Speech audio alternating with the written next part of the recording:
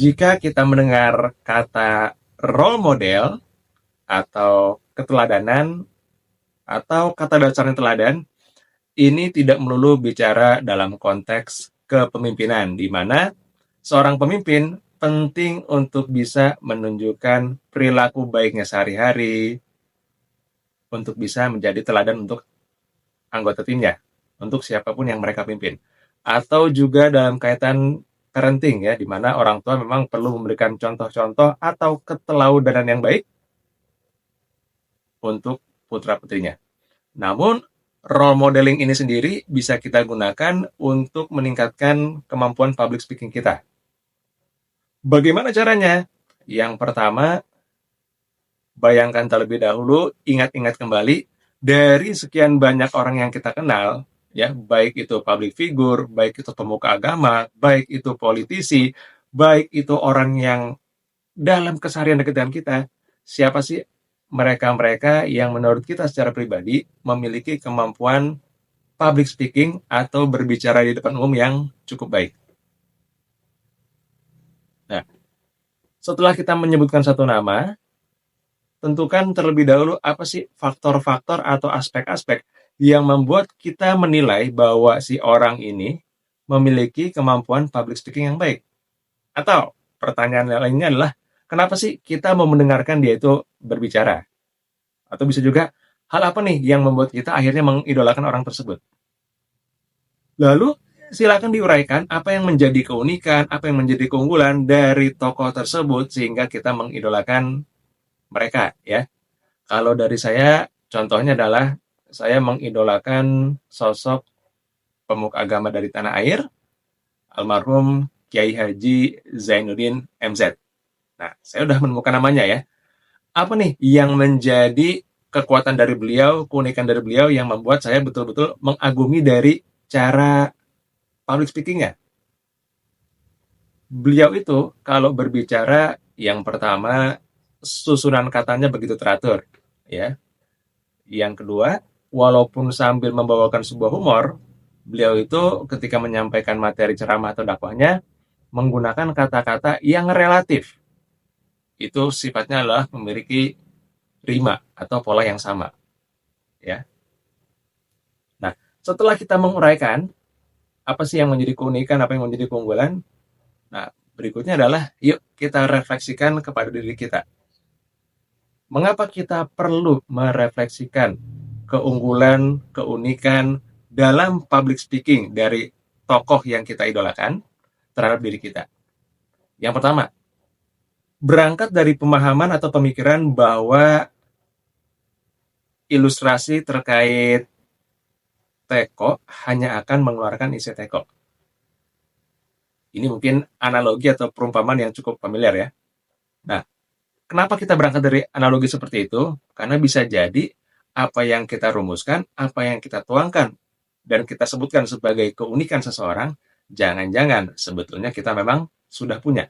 Hanya boleh jadi kita kurang begitu menyadari, kita jarang mengasahnya, kita jarang mengimplementasikan keunikan atau kekuatan tersebut dalam agenda public speaking. Nah, yang berikutnya adalah tumbuhkan kesadaran, oke, boleh jadi itu merupakan sesuatu yang nggak kita miliki. Yang memang saat ini dimiliki oleh tokoh idola kita dalam public speaking. Tapi boleh jadi, itulah yang menjadi alasan kenapa kita mau mendengarkan dia ketika menyampaikan sebuah agenda public speaking. Apapun itu ya, mau itu ceramah, mau itu lecturing atau pengajaran, mau itu sambutan, mau itu memberikan lawakan, bebas. Nah,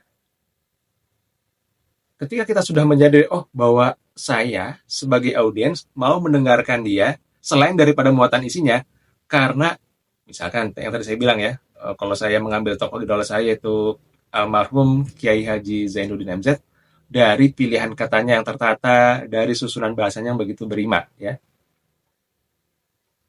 Maka yang perlu kita sadari adalah jangan-jangan ada juga orang di luar sana, audiens-audiens yang memang tipikalnya mirip dengan kita. Yang apa? Yang ketika mendengarkan sesuatu yang memiliki rima, itu akan mudah, akan besar peluang atau probabilitas untuk menangkap pesan yang disampaikan. Nah, sehingga apa? Ketika kita sudah tahu, kita bisa menentukan apa yang perlu kita latih berikutnya. Nah, ini belum bicara bagaimana cara melatihnya ya. Nah, berbicara mengenai hal ini juga merupakan salah satu pendekatan yang kerap kali saya lakukan ketika membawakan materi public speaking di kelas pelatihan. Dan sebuah hal yang unik adalah pernah didapati ada salah satu peserta yang ternyata menyebutkan satu tokoh yang itu bukan merupakan sosok yang cukup dikenal di kalangan masyarakat luas ya. Begitu disebut namanya Bapak, saya lupa namanya Pak siapa gitu ya. Begitu ditanya, apa nih alasan kenapa mengagumi beliau? Yang pertama, beliau itu adalah ayah saya. Oh, wajar gitu ya. Yang kedua, dalam public speaking apa nih? Beliau itu setelah pensiun menjadi RT di 2 RT sekaligus. Wah, terus apa yang menarik dalam berbicara atau dalam public speaking? Nah, almarhum bapaknya itu ternyata adalah sosok yang ketika mengajak orang lain itu tanpa paksaan, tanpa tekanan, tapi entah gimana caranya bisa membuat orang lain itu menjadi tergerak. Begitu saya tanya lagi, apa kesimpulannya? Yaitu memiliki kemampuan menginfluence, nah atau mempengaruhi. Ketika kita sudah dapatkan itu, tinggal kita rumuskan polanya. Bagaimana cara kita, bagaimana taktik kita untuk bisa menginfluence atau mempengaruhi orang lain ya. Dan kalau bicara mengenai influence taktik, salah satunya yang dipopulerkan oleh Gary Yoke ini sudah pernah saya bahas di beberapa video sebelumnya, silakan nanti dicek ya. Nah, kembali lagi kepada pendekatan role modeling ini dalam meningkatkan kemampuan public speaking. Metode role modeling ini memang bertujuan untuk menumbuhkan awareness atau kesadaran tentang apa? Tentang apa sih kemampuan-kemampuan atau poin-poin yang memang terus perlu kita gali dan perlu kita tingkatkan ya. Agar apa? Agar yang pertama, sebagai seorang public speaker kita memiliki keunikan dan juga karakteristik tersendiri ya. Dan yang kedua adalah ini membantu kita untuk meningkatkan peluang yang namanya pesan ini bisa tersampaikan dengan baik kepada audiens kita. Seperti itu.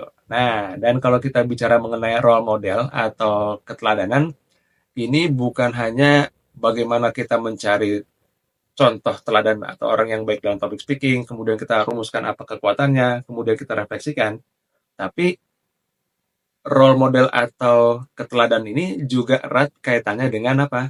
Dengan aspek komunikasi yang disebut dengan 3V, ya. Ini yang sudah sangat populer, yang disampaikan oleh Albert Mehrabian dengan hasil risetnya ya. Ternyata kalau dibagi menjadi visual, vokal, dan verbal, visual itu memiliki peluang yang paling besar untuk bisa membuat para pendengar itu terpengaruh. Nah, dan salah satu aspek dari visual itu bukannya bicara mengenai gerakan tangan, ekspresi wajah, bahasa tubuh kita sebagai seorang pembicara, tapi yang gak kalah penting juga apa? Visual itu kan artinya adalah sesuatu yang nampak, sesuatu yang terlihat. Keteladanan kita, perilaku kita, sikap kita sehari-hari, itu juga merupakan sesuatu yang sifatnya terlihat.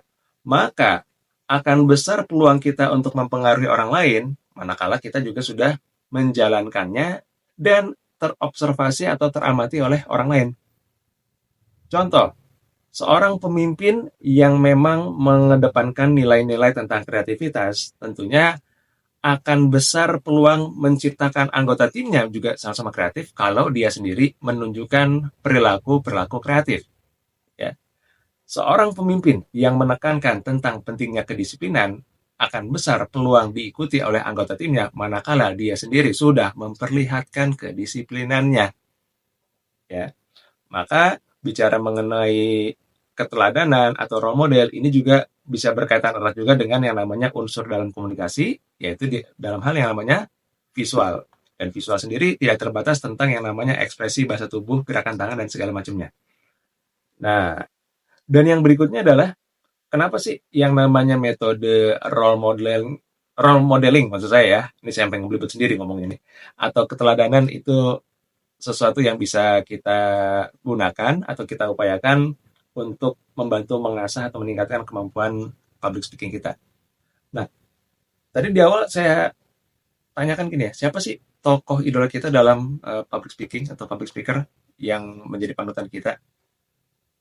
Nah, ketika kita sudah dapatkan, berikutnya adalah kita mencari tahu faktor-faktor yang membuat bahwa dia ini adalah sesosok yang layak kita idolakan atau kita jadikan teladan. Nah, artinya apa? Artinya kalau kita tahu apa kekuatan dia, kalau kita tertarik dengan cara dia berbicara, kita sudah menunjukkan satu poin. Itu apa? Poin untuk menjadi seorang pendengar yang baik. Bagaimana kita tahu dan bagaimana kita bisa menjadikan seseorang itu teladan kalau kita tidak pernah mendengarkan? Dan ini juga yang menjadi landasan kenapa sih komunikasi itu sesuatu yang ranahnya luas, bukan hanya berbicara saja, tapi juga ada mendengarkannya. Karena boleh jadi seorang pembicara yang baik, seorang pembicara yang handal, itu berangkat juga dari mereka yang memiliki kemampuan mendengar yang baik. Maka buat Anda semua yang memang menjalankan peran sebagai seorang pelatih komunikasi publik atau public speaker, pendekatan role modeling ini bisa dijadikan